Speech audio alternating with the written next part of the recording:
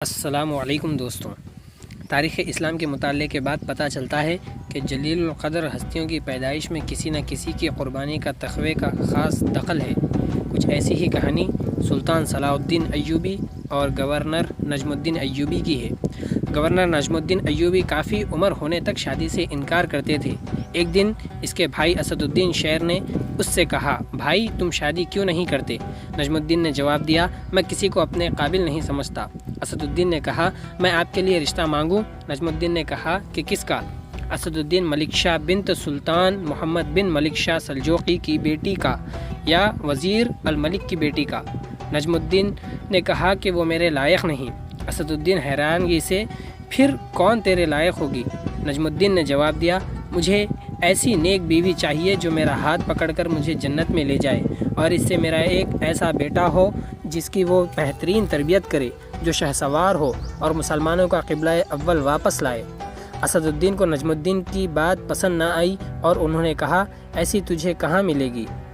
نجم الدین نے کہا، نیت میں خلوص ہو تو اللہ نصیب کرے گا۔ ایک دن نجم الدین مسجد میں تربیت کے ایک شیخ کے پاس بیٹھے ہوئے تھے۔ ایک لڑکی آئی اور پردے کے پیچھے سے ہی شیخ کو آواز دی۔ شیخ نے لڑکی سے بات کرنے کے لیے نجم الدین سے معذرت کی۔ نجم الدین سنتا رہا کہ شیخ لڑکی سے کیا کہہ رہے ہیں۔ شیخ نے لڑکی سے کہا، تم نے اس لڑکے کا رشتہ کیوں مسترد کر دیا جس کو میں نے بھیجا تھا؟ لڑکی نے کہا، اے ہمارے شیخ اور مفتی اعظم، وہ لڑکا واقعی خوبصورت اور رتبے والا تھا مگر میرے لائق نہیں تھا۔ شیخ نے کہا، پھر تم کیا چاہتی ہو؟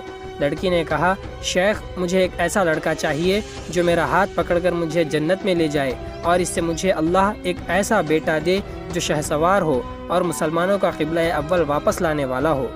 نجم الدین یہ سنتے ہی حیران رہ گیا، کیونکہ جو وہ سوچتا تھا وہی یہ لڑکی بھی سوچتی تھی۔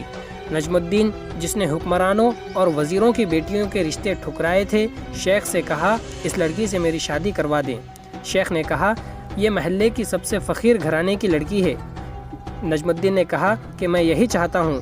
نجم الدین نے اس فقیر متقی لڑکی سے شادی کر لی، اور اسی سے وہ شہسوار پیدا ہوا جسے دنیا سلطان صلاح الدین ایوبی کے نام سے جانتی ہے، جنہوں نے مسلمانوں کے قبلہ اول اور بیت المقدس کو آزاد کروایا۔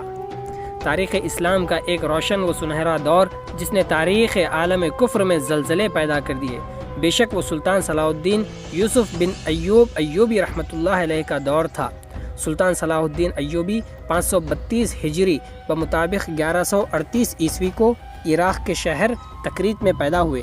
آپ کا تعلق کرد کے ایک مڈل کلاس اور شریف خاندان سے تھا۔ بچپن سے ہی جنگی صلاحیتوں سے مالا مال تھے، کیونکہ شجاعت اور بہادری آپ کو خاندانی طور پر ورثے میں ملی تھی۔ آپ کے چچا شیر کوہ صلاح الدین سلطان نور الدین زنگی رحمۃ اللہ علیہ کی فوج کے سپہ سالار تھے۔ سلطان صلاح الدین ایوبی انتہائی فیاض دل، بڑے بردبار اور اعلیٰ اخلاق کے مالک تھے۔ اسلامی تاریخ میں آپ نے ایسے بڑے کارنامے سر انجام دیے کہ جن کی حسرت بڑے بڑے بادشاہوں نے کی ہے۔ مورخ لین پول سلطان صلاح الدین ایوبی رحمۃ اللہ علیہ کے بارے میں لکھتا ہے کہ بچپن میں صلاح الدین ایوبی سے کوئی ایسی علامات ظاہر نہ ہوئیں جن سے یہ ظاہر ہوتا کہ وہ آنے والے دور میں کوئی بڑا آدمی بننے والا ہے، مگر وہ بچپن سے ہی ایک روشن مثال اور ایک پرامن اور نیک بنا رہا، جو کہ شریفوں کو تمام اخلاقی برائیوں سے دور رکھتی ہے۔ جوان ہو کر سلطان صلاح الدین ایوبی فوج میں شامل ہو گئے اور جلد ہی سلطان نور الدین زنگی کی فوج کے افسر بن گئے۔ 564 ہجری میں سلطان نور الدین زنگی نے مصر پر حملے کا حکم دیا۔ اس وقت فوج میں بطور افسر سلطان صلاح الدین ایوبی موجود تھے، اور فوج کے سپہ سالار ان کے چچا تھے۔ جب مصر فتح ہوا تو سلطان نور الدین زنگی نے صلاح الدین ایوبی کو مصر کا حاکم مقرر کر دیا۔ النوادر السلطانیہ میں ہے کہ سلطان صلاح الدین ایوبی کی رضامندی نہیں تھی، مگر سلطان نور الدین زنگی کے اصرار پر انہوں نے مصر کے حاکم بننا گوارا کر لیا۔ ابتدا میں سلطان صلاح الدین ایوبی حاکمیت مصر کے خلاف تھے، مگر اقتدار سنبھالنے کے بعد ان کے انداز بدل گئے۔ سلطان نے زندگی کی عیش و عشرت کو ترک کر کے تقوی و پرہیزگاری کی طرف توجہ دی۔ بہاؤالدین ابن شداد لکھتے ہیں، مصر کی امارت سنبھالنے کے بعد سلطان نے دنیا کو ترک کر کے اپنی زندگی کو مزید سختی سے اسلام کے اصولوں کے عین مطابق گزارنا شروع کر دیا، اور اپنے اعمال پر بھی اس حوالے سے سخت پابندیاں عائد کیں۔ سلطان صلاح الدین ایوبی نے اپنی تمام تر کوششیں اس امر میں صرف کیں کہ ایک ایسی سلطنت قائم کریں جس میں دشمنان دین کو بے دخل کرنے کی پوری طاقت ہو۔ اسی لیے سلطان صلاح الدین ایوبی نے ایک مرتبہ فرمایا، جب اللہ تعالیٰ نے مجھے مصر کی حاکمیت عطا کی تو میں سمجھ گیا کہ فلسطین بھی مجھے دینا اللہ کو منظور ہے۔ سلطان صلاح الدین ایوبی رحمۃ اللہ علیہ کو اپنی زندگی میں جہاد فی سبیل اللہ سے بے حد رغبت تھی۔ اسی رغبت کا نتیجہ تھا کہ مصر کی امارت سنبھالنے کے صرف 5 سال بعد ہی سلطان صلاح الدین ایوبی نے 569 ہجری میں یمن بھی فتح کر لیا۔ مزید 6 سال کے عرصے میں 575 ہجری تک سلطان نے شام، موصل، حلب اور اس کے ساتھ کے کئی علاقے اپنی سلطنت میں شامل کر لیے۔ 581 ہجری میں جنگ حطین ہوئی، جس کے نتیجے میں اللہ تعالیٰ نے سلطان صلاح الدین ایوبی کے ہاتھوں بیت المقدس کو آزادی عطا فرمائی۔ صلیبی سردار ریجینالڈ نے بہت سارے عیسائیوں کو ساتھ ملا کر مدینہ طیبہ پر قبضے کی غرض سے حجاز مقدس پر حملہ کر دیا۔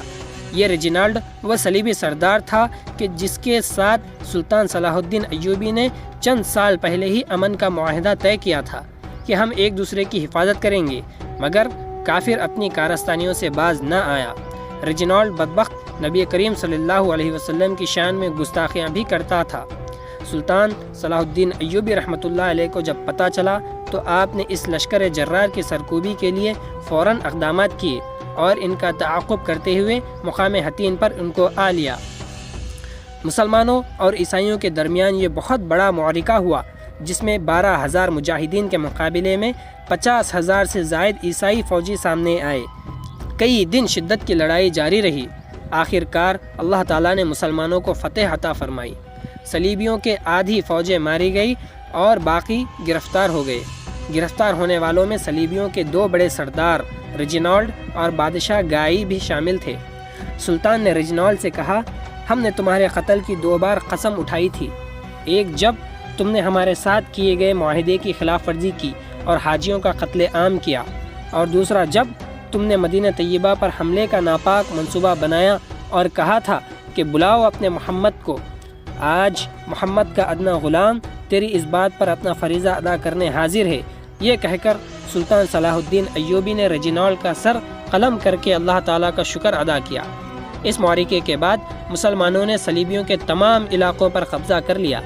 سلطان صلاح الدین ایوبی نے جنگ حطین کے فوراً بعد موقع ملتے ہی بیت المقدس کا رخ کیا، اور آخر کار وہ دن آ ہی گیا جس کا سلطان کو بے حد بے چینی سے انتظار تھا۔ اسلامی لشکر نے بڑے زور سے حملہ کیا۔ 1 ہفتے تک خوریزی جاری رہی اور پھر عیسائیوں نے ہتھیار ڈال کر رحم کی اپیل کر دی۔ حسن اتفاق سے بیت المقدس کی آزادی کا یہ وہی دن تھا جس دن نبی کریم صلی اللہ علیہ وسلم نے یہاں جملہ انبیاء کی امامت فرمائی۔ آج پورے 90 برس کے بعد قبلہ اول مسلمانوں کے قبضے میں آ چکا تھا۔ اس عظیم الشان فتح کے بعد ہر طرف دعا، تسبیح اور تکبیر کا شور تھا۔ مسلمانوں نے بیت المقدس میں جمعہ کی نماز ادا کی، گویا مسلمانوں کو اسلام کی فتح اور اللہ تعالیٰ کی نصرت کھلی آنکھوں سے نظر آ رہی تھی۔ تاریخ میں صرف 2 لوگوں نے بیت المقدس کو فتح کیا، ایک مسلمانوں کے دوسرے خلیفہ حضرت عمر رضی اللہ عنہ اور دوسرے خود سلطان صلاح الدین ایوبی نے۔ بیت المقدس پر مسلمانوں کے قبضے کی خبر سن کر پورے یورپ میں کوہرام مچ گیا، جس کے نتیجے میں اٹلی، فرانس، جرمنی اور انگلستان سے 6 لاکھ فوجی متحد ہو کر فلسطین کی طرف نکل پڑے۔ سلطان صلاح الدین ایوبی کو جب اس لشکر جرار کی روانگی کی خبر معلوم ہوئی تو آپ نے ان کے مقابلے اور بیت المقدس کی حفاظت کے انتظامات مکمل کر لیے۔ یہ مسلمانوں اور عیسائیوں کے درمیان تیسری بڑی صلیبی جنگ تھی، جس میں اتحادی فوجوں کو سخت ناکامی کا سامنا کرنا پڑا اور آخر کار وہ معاہدہ کرنے پر مجبور ہو گئے۔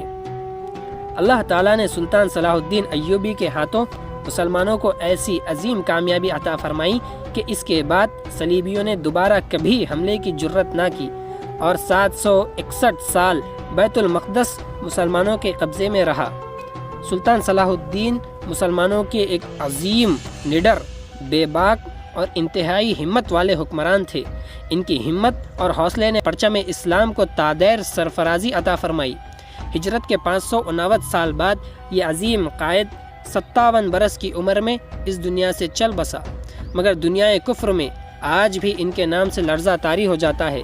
اللہ تعالیٰ اس بلند مرتبہ اور عالی ہمت سلطان کے درجات مزید بلند فرمائے۔ یہ جو ابھی ایک سیریل بننے جا رہا ہے صلاح الدین ایوبی کے نام سے، He is not our hero. آج جو کچھ کشمیر اور فلسطین کے مسلمانوں کے ساتھ ہو رہا ہے، ہمیں پھر سے سلطان صلاح الدین ایوبی جیسے قائد کی ضرورت ہے۔ لیکن آج ہماری قوم اپنے اور غیر کے فرق کو بالکل بھول چکی ہے اور اپنا پورا لائف سٹائل غیروں کا بنا لیا ہے۔ جب امت کے یہ حالات ہوں گے تو کہاں سے صلاح الدین ایوبی جیسے لوگ پیدا ہوں گے اور کہاں سے محمد بن قاسم جیسے لوگ اس دنیا میں آئیں گے؟ اس ویڈیو کو اپنے دوستوں کے ساتھ زیادہ سے زیادہ شیئر کیجیے تاکہ انہیں بھی پتہ چل سکے کہ ہمارے مسلمان ہیروز کس طرح تھے۔